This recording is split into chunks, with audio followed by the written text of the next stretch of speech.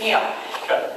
We all know that there are many line items in those different budgets, okay? So would you take a couple of those when you think that we're spending way too much money, and would you talk specifically about what you would do to curtail those rising costs? Okay. Let me expound on a little bit in the fact that, hats off to you, I guess, but he successfully stacked the court with a bunch of yes votes, so that, there's really no no's to the increase in budget.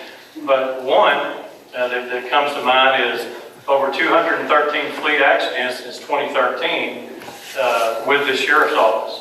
I mean, what happens when you have that many fleet accidents? Well, your insurance costs go up. I think we're number one in the state for TAC Insurance, Texas Association of County Insurance payouts. There's two. And then we have an enormously top-heavy administration, like I mentioned, where, do we have any specifics on what these guys actually do? Hey, I don't begrudge anybody or anything or promotions and whatever. And I don't have anything against anybody here. It's just, I'm concerned about the taxpayer.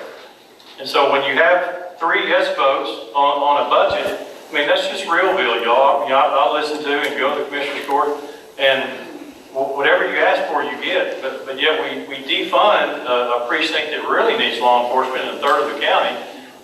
It doesn't make sense to me. So I question that.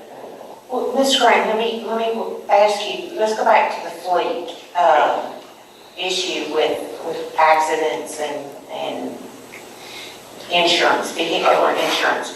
What would you do if you're elected sheriff? What would you do differently? Very specific now. What would you do with your staff, and what would you do to try to change that? There's got to be something you thought about. Well, currently, y'all may not know, but just about everybody's got a take-home vehicle. I think that's where some of the accidents occur. They've taken them off, taken them to deer leases. They're moving girlfriends on weekends and they're hitting telephone poles in parking lots. So, I don't know who all has a take-home vehicle. I think 135 people. Not everybody's on call, y'all. These folks work 12 hours in the jail. They have take-home vehicles. I think the chief there and some of the staff, but why do we need to have a take-home vehicle? Our fuel costs are $400,000 or $500,000 annually. I would change the fact that, hey, I would pay. It's an incentive. People love take-home vehicles because they're not paying for the fuel or wear and tear on a vehicle. And the ARPA funds are going to stop, and then we're going to be in a bind. Thanks. Okay,